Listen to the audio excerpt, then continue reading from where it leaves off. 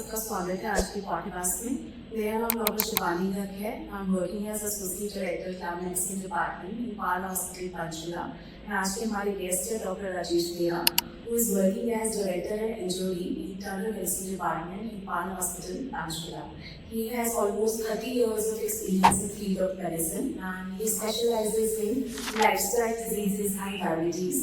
And sir ने बहुत सारे private hospitals, government hospitals में काम किया है and he has served in army as well. So welcome sir to the show. Thank you Dr. Shivani for this warm welcome. So, आज का हमारा टॉपिक क्या है? आज का हमारा टॉपिक है वंडर ड्रग के बारे में, जो पिछले कुछ दिनों में बहुत चर्चा में है। कुछ बहुत सारे सेलिब्रिटीज ने सडन वेट लॉस किया है इसको यूज करके, जिसको बहुत सारे लोग ज़ेम्पिक या मोंजारो के नाम से जानते हैं और अभी तो उसके बहुत सारे और भी ब्रांड नेम्स अवेलेबल हैं। तो आजकल सोशल मीडिया में बहुत सारे इन्फ्लुएंसर्स इसके बारे में सही भी बात कर रहे हैं, गलत भी कर रहे हैं। तो बहुत सारा नॉइज है सोशल मीडिया में। कोई पॉजिटिवली इसको गेम चेंजर बता रहा है वेट लॉस की दुनिया में, और कोई कह रहा है कि ये शॉर्टकट है जिसको आगे जाके आपकी बॉडी बेस पर नुकसान हो सकता है। तो आज हम डॉक्टर गेरा के जरिए जानेंगे कि सच्चाई है क्या, एक्चुअल में क्या ये ड्रग सच में एक वंडर ड्रग है, क्या ये जो बहुत सारे लोगों का स्टक वेट था जो नहीं वो यूज़ कर पा रहे थे लाइफस्टाइल चेंजेस, क्या वो उनको हेल्प कर सकती है और इनके कितने साइड इफेक्ट्स हैं, वो साइड इफेक्ट्स क्या वो शॉर्ट टर्म है, क्या वो लॉन्ग टर्म है, और कब तक आपको इस दवाई को लेना है और क्या इसका तकरीबन कॉस्ट पड़ेगा। तो इन सब चीज़ों के बारे में आज हम डिस्कशन करेंगे। तो सर सबसे पहला मेरा सवाल आपसे बहुत ही बेसिक क्वेश्चन, बहुत ही आसान भाषा में हमारे ऑडियंस को आप बताइए कि ये मोंजारो, ज़ेम्पिक, रोबेल्सस, ये बहुत सारे नाम हमने जो सुने हैं, तो ये क्या है ड्रग्स, कौन से इनमें से ओरल हैं, कौन से इंजेक्टेबल हैं, क्या कैटेगरी है ड्रग्स की और ये कैसे काम करते हैं? You are absolutely right, Dr. Shivani. कि now this is being perceived as a wonder drug, और ये अगर हम इसको सही तरीके से देखें और यूज़ करें तो ये है भी वंडर ड्रग, बिकॉज इससे पहले हमारे पास इतनी इफेक्टिव मेडिसिन कभी रही नहीं इस एस्पेक्ट को वो करने के लिए। ये सारे जो ड्रग्स हैं मोंजारो या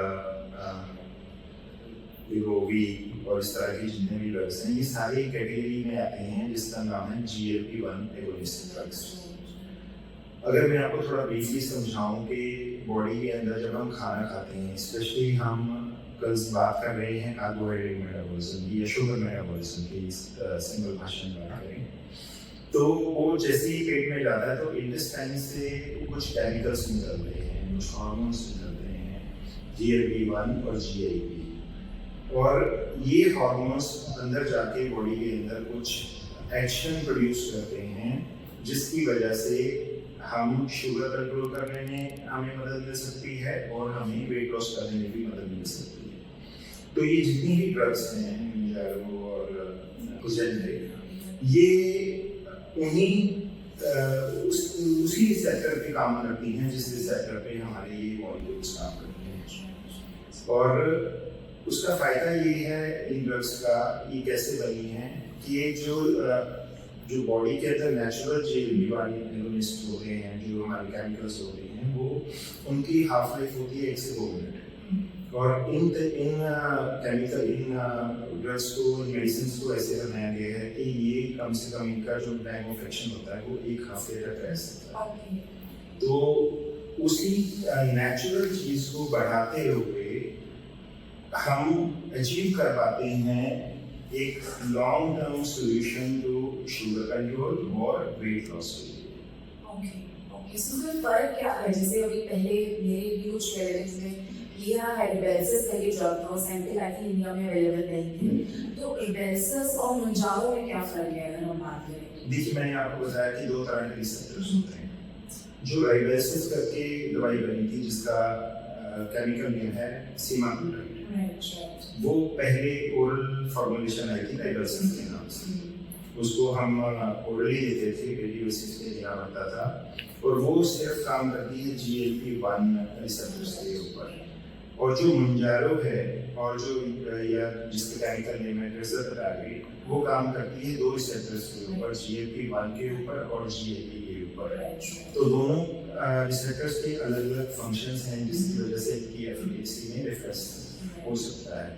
तो सबसे पहले ओरल फॉर्मुलेशन आई थी सीमाग्लोराइड के वर्सेस जो 3-4 साल पहले आई थी, और उसके बाद जब उन्होंने काम किया उस पर उसको मॉडिफाई किया तो उन्होंने इंजेक्टेबल फॉर्म बनाई जो कि हम वंस इन ए वीक लेके भी हम वही सेम इफेक्ट्स प्रोड्यूस कर सकते हैं। Great. So basically, Rybelsus आपको daily लेना पड़ता था because it was an oral formulation, and जो भी Mounjaro है मार्केट में या weekly injections के साथ भी same results बल्कि इससे बेटर results।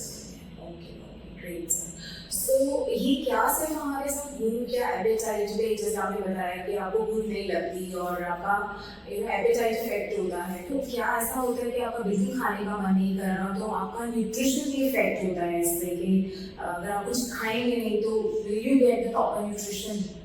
देखिए, मैं आपको थोड़ा पहले इससे पहले आपके सवाल का जवाब दूं, एक ब्रीफ चीज़ें बता देता हूँ। GLP-1 जो रिसेप्टर हमने बताया ये कहाँ प्रोड्यूस होते हैं, उसी से मैकेनिज्म ऑफ एक्शन हम डिसाइड कर पाएंगे कि कैसे होता है। GLP-1 रिसेप्टर्स मेनली इंटेस्टाइन्स में होते हैं, सेकेंडली ये पैनक्रियास में होते हैं जहाँ से इंसुलिन और दूसरे हार्मोन्स सीक्रेट होते हैं, ब्रेन के अंदर होते हैं और हार्ट के अंदर होते हैं और किडनीज के अंदर होते हैं। ये कुछ जगह ऐसी हैं और उनके हर का अपना अपना डिफरेंट मैकेनिज्म ऑफ एक्शन है। और GIP जो है वो उसी तरह से ब्रेन में होते हैं, किडनीज में होते हैं, इंटेस्टाइन्स में होते हैं। ये एडिशन फैट सेल्स के ऊपर भी होते हैं, उनका एक डायरेक्ट इफेक्ट है फैट सेल्स के ऊपर भी एक्शन करने का। तो ब्रॉडली अगर मैं बोलूँ जो इंटेस्टाइन्स के ऊपर या स्टमक के अंदर जो रिसेप्टर होते हैं ये वहाँ पर एक्शन करता है कि जो गैस्ट्रिक एम्पटी होती है, जब हम खाना खाते हैं वो कुछ टाइम के बाद लगभग 1.5 से 2 घंटे के बाद स्टमक से खाली हो जाता है पार्ट्स, और फिर डाइजेशन भी स्टमक से ही शुरू हो जाती है, लेकिन वो खाली हो जाता है तो वो आगे की डाइजेशन हो जाती है।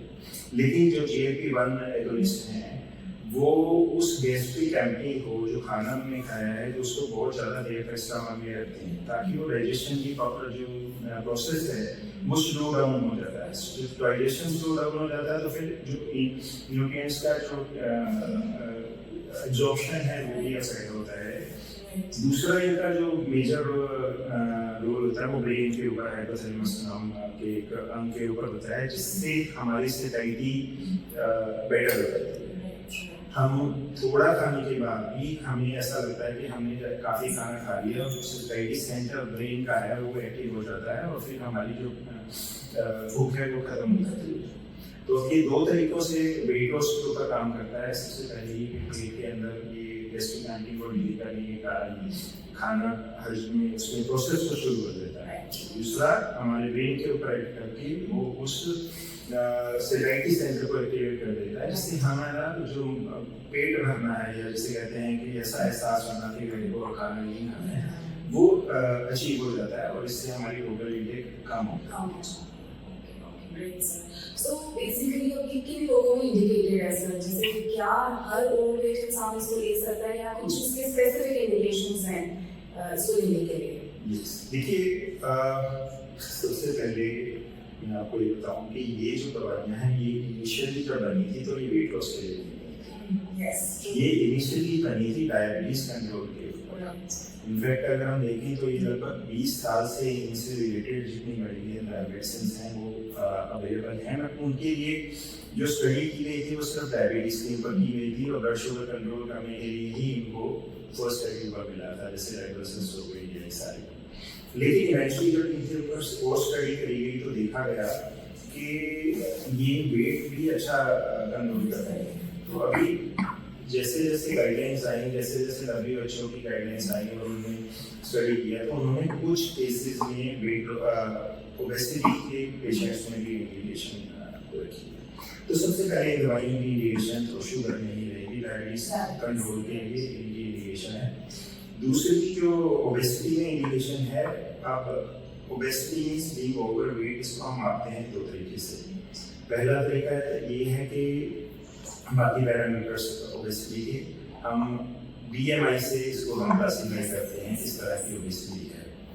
बेसिक बॉडी का जो BMI हम लेते हैं 18 to 25 नॉर्मल BMI होता है कि वेट को हम हाइट के स्क्वायर से डिवाइड कर देते हैं और जो वैल्यू आती है उसको हम इस तरह से कैलकुलेट करके उसको बोलते हैं बॉडी मास इंडेक्स। तो 25 तक नॉर्मल वेट माना जाता है, 25 to 30 तक जिसका इंडेक्स है वो ओवर वेट माना जाता है, और 30 से ऊपर हम उसको ओबीस कहते हैं।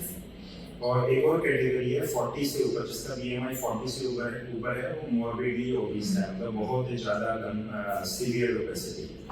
तो जो इसकी इंडिकेशन अभी अप्रूव हुई है WHO के द्वारा, वो जिसका BMI 30 से ऊपर है, हम उस पेशेंट को हम ये दे सकते हैं इंजेक्शंस, जिससे कि हम उसके वेट को कंट्रोल कर पाए।